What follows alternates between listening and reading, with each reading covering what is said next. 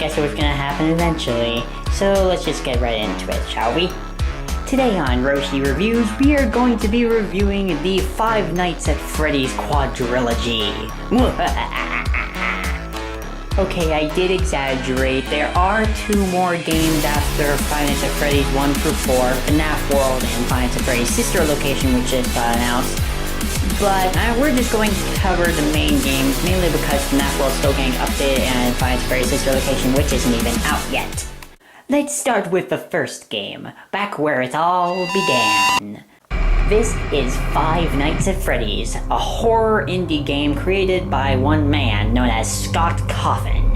Have heard of Scott Cawthon? Well, Scott Cawthon has created games such as the Desolate Hope, Chipper and Sons Lumber Co., and Pilgrim's Progress. Let's dive into the plot. So you play as a night guard who is on security, and is watching over the cameras of Freddy Fazbear's Pizzeria. But all is not well in Freddy Fazbear's Pizzeria, for you see, every night, the animatronics there, known as Freddy, Bunny, Chica, and Foxy, all come after you because they are savage killers for some freaking reason. So to put it simply, you have to survive 5 nights as a security guard in Freddy Fazbear's Pizza without the animatronics killing you.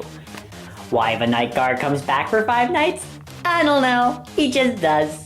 To defend against the animatronics, you have to use the doors, or the cameras. You don't really have much to defend with, apparently.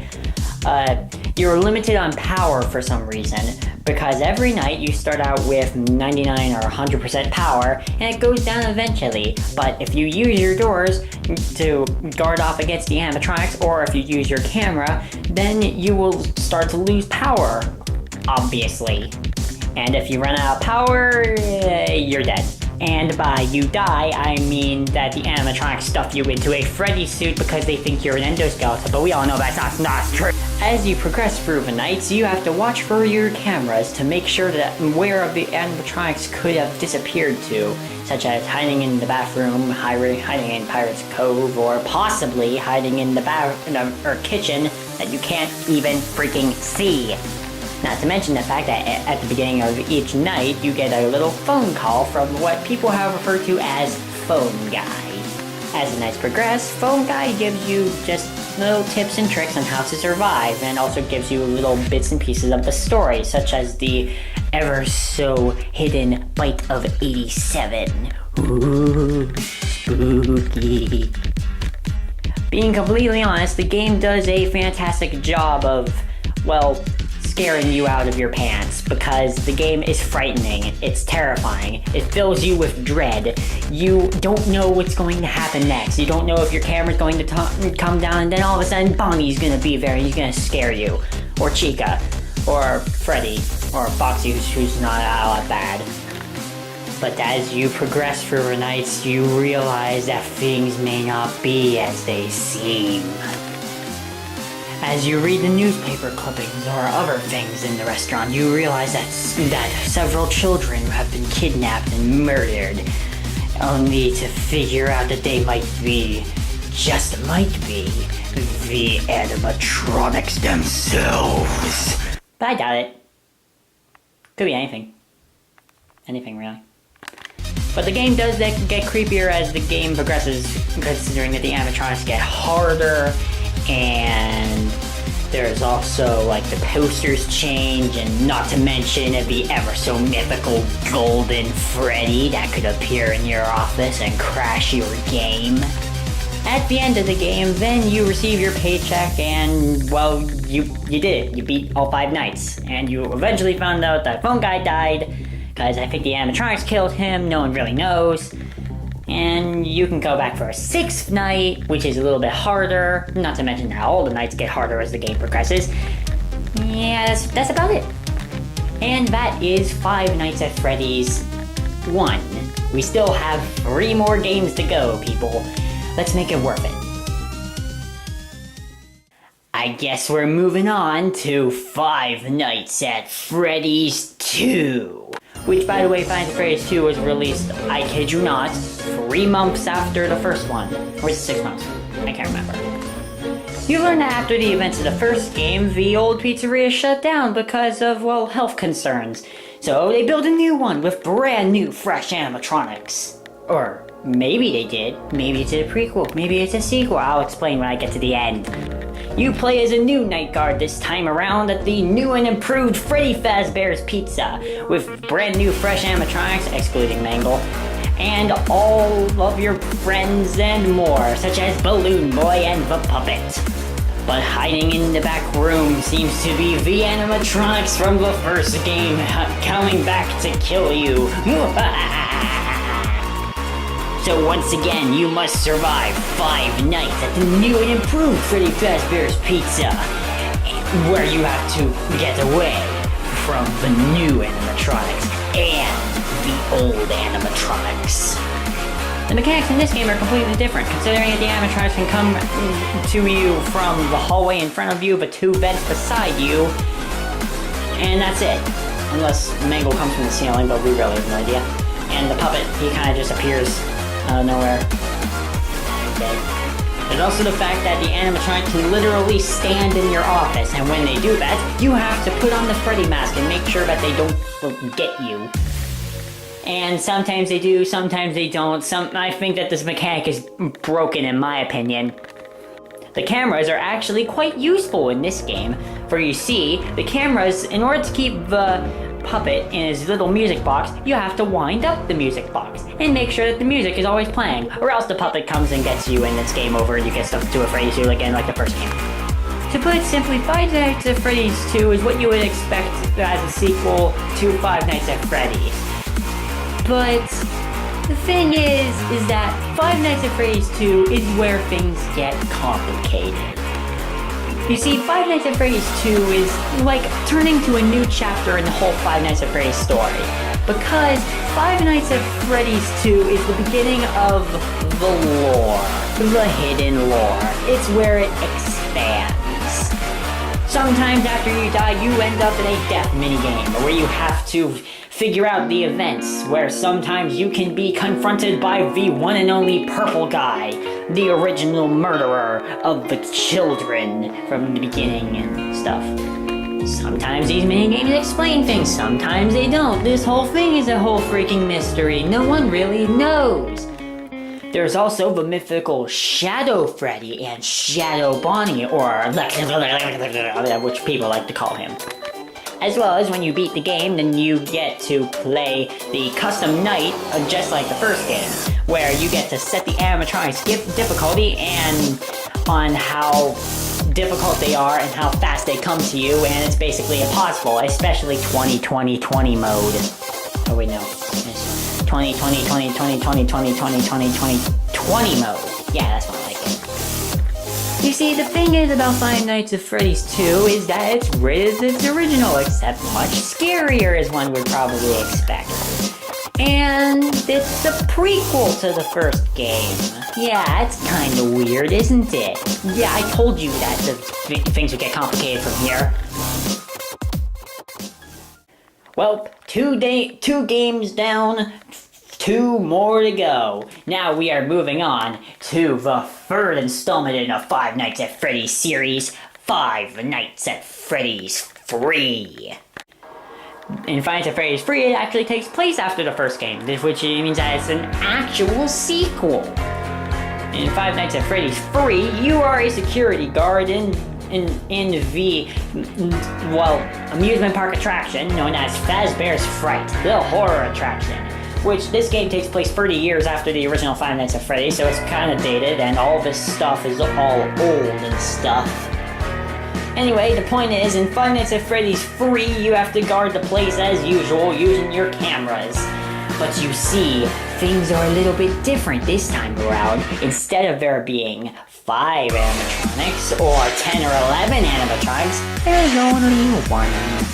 That horrible monstrosity that you see before you is the one and only Springtrap. Who is he? Where does he come from? Well, if you're not interested in the Five Nights at Freddy's series, it won't probably make any sense to you, so we'll just call him a zombie rabbit. Anyway, it's just you against Springtrap in this one. He can climb through vents, which you can seal off, and there's also the fact that you can use Balloon Boy's cries from the second game, to lure him to different areas to make sure that he doesn't get to you. In my opinion, Find Freddy's Free is my favorite of the games so far, and it's probably the easiest. Oh yeah, remember when I said that Find Freddy's Free, that there's only one animatronic? I kinda lied. You what?! You see, in Find Freddy's Free, Springtrap is the only one who can actually kill you. Alongside him are like 6 or 7 phantom animatronics, which are basically ghosts of the original animatronics from the first few games. Though they can't kill you, they can mess with your,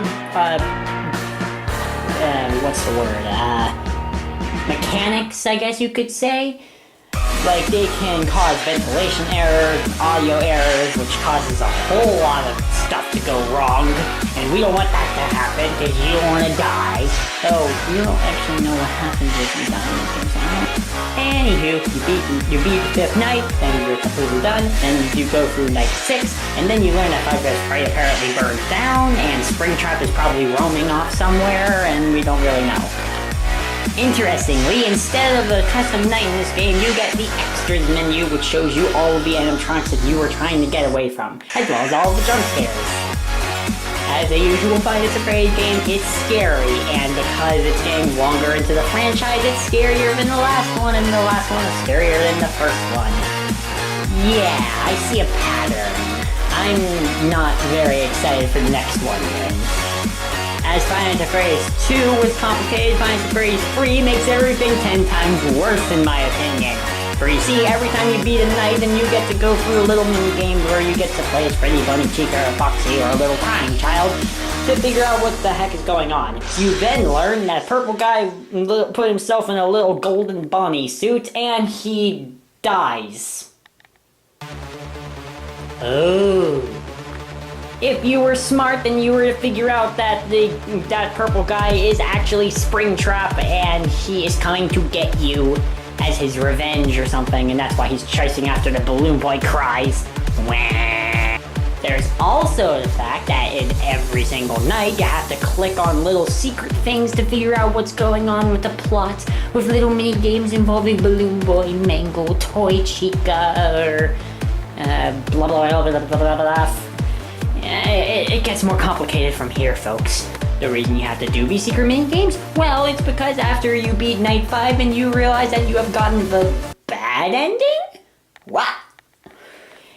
Because you got the bad ending, and you realize that you have to go back and do all of those secret mini-games and kind of give cake to all the crying children in order to get the good ending to the Five Nights at Freddy's trilogy. Hooray! Though it might seem that Five Nights at Freddy's 3 is the perfect conclusion to the Five Nights at Freddy's franchise, lo and behold, Five Nights at Freddy's 4 is the last in the quadrilogy. I'm just going to sum up Five Nights at Freddy's 4 in one word. It is terrifying. You see, in the first 3 games, you got normal animatronics who are going after you, but in the 4th game, you've got these nightmare animatronics which have sharp teeth, sharp claws, and basically want to rip your skull out of your freaking head. I forgot. I need to talk about the story. So, in Five Nights at Freddy's 4, instead of watching over security cameras at a security guard, you're in a bedroom and have to make sure that those nightmare things from hell come after you by shutting the doors at the correct time and flashing your light into the hallway. As I literally just said, this game is frightening, terrifying. You do not want to play this game if you are young at heart. Or old at heart. What's that saying again?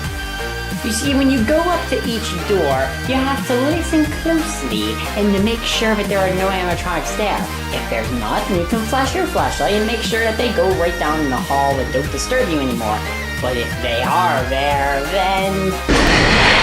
There's also the fact that Foxy can be hiding in the closet and you have to keep going up to it, flashing your flashlight, and keep closing the closet and make sure that he doesn't come out and turns back into a Foxy plushie. What does it make any sense? I don't freaking get it. As well as the fact that little frightening nightmare Freddy's try to come after you from underneath the bed, and if they get all 3 of themselves onto the bed, then Nightmare Freddy comes and gets you. This game is freaking insane!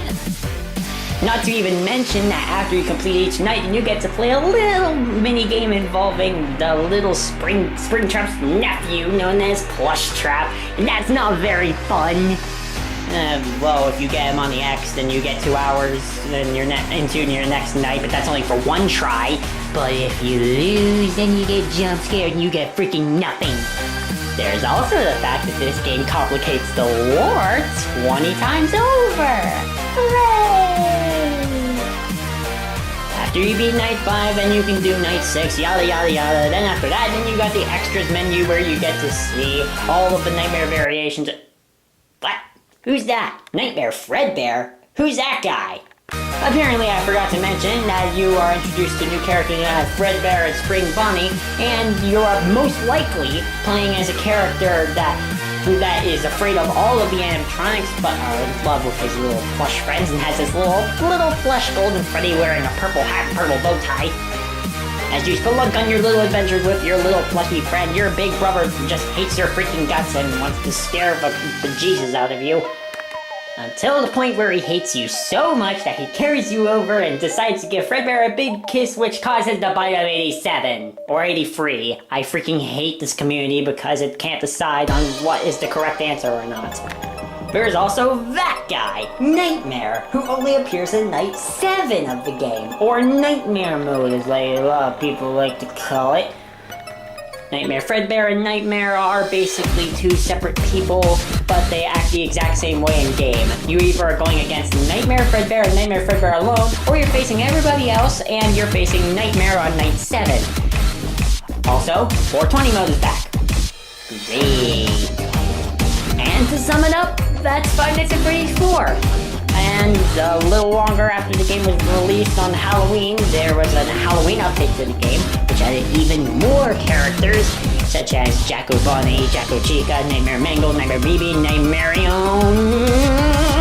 But those play the same way, and they're not even canon, except for Nightmare Balloon Boy. He's apparently canon, so I guess that makes sense. The whole franchise is freaking complicated.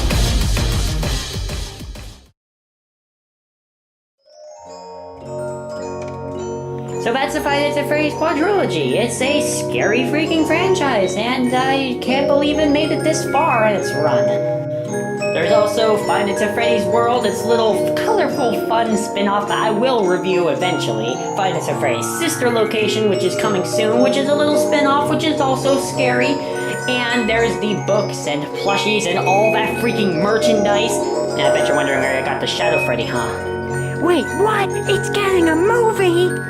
I mean, for crying out loud, I love the game so much that we made Five Nights at Bowser's and Five Nights at Bowser's 2 from it, which that'll continue pretty soon. I'm just trying to get around to it. And yeah, that's Five Nights at Freddy's for ya.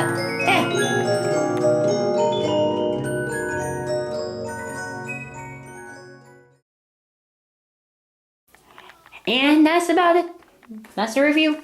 Go home, fellas. It's over. What was that? What are you talking about? Really? Oh, that's pretty cool. Alright, fellas, I got an announcement to make. Mr. Trumo just told me that apparently his sister wanted him to review a game. And you will not believe what it is. Tune in soon, fellas.